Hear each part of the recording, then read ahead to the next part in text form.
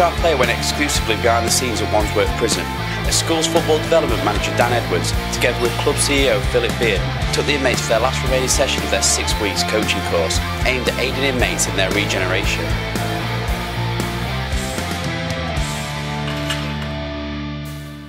We run a programme with Wandsworth Prison, incorporating social inclusion and educating all the participants, all the inmates here. It's a 6-week course.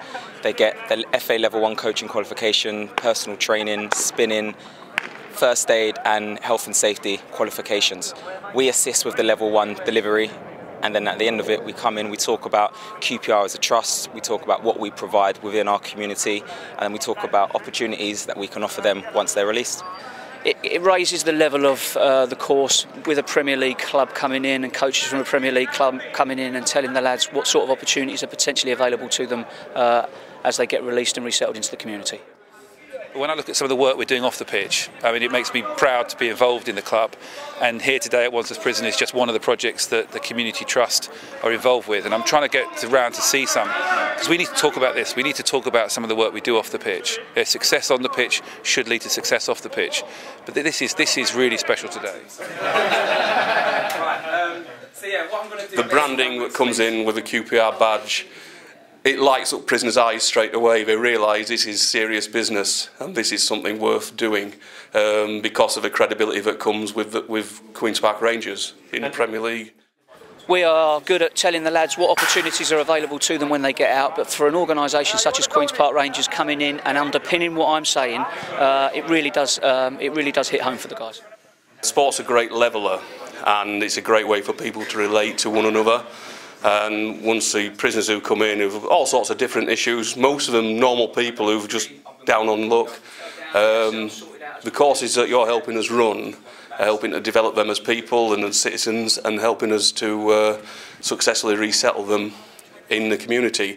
Not all of the people who come through these courses obviously are going to become football coaches, but the exposure to the course develops them as people.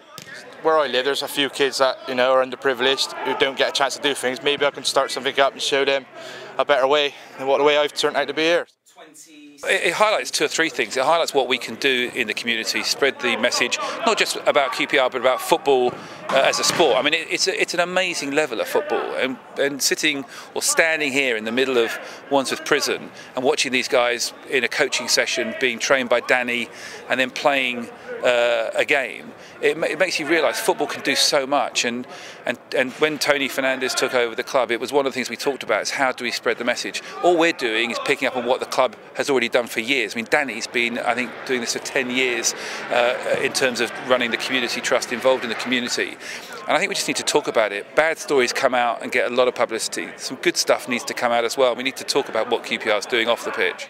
Any sport, but especially football. Everybody's played football. Everybody has a level that they can play at and wants to be better, I think. And staff and prisoners both relate to football. Being in London, there's lots of clubs in London. We're especially grateful, obviously, to Queen's Park Rangers. But it does generate a good atmosphere when staff and prisoners have that in common. The football teams they support or don't like, they've got that in common, and it's a good starting point for any conversation. The most important thing I have to ask: anyone support QPR? Yeah. Anyone support Chelsea? Yeah. 1-0. I had to say that. Oh yeah, I love it. There's loads of banter. There's a few Chelsea supporters, so I get to dig them about the 1-0 win. But yeah, I really enjoy it. This is a real opportunity where hopefully they can say, yeah, I've got something here, I've got something to offer, I can go out and do something positive for the community. And in the long run, if that breaks a cycle of offending behaviour and makes them look in other directions, ultimately that's good for society and the community as a whole. It's given me prospects to look forward to, what I can look into now. I can go to level 2 and level 3 and get more qualifications for myself to make me a better person as well when I go.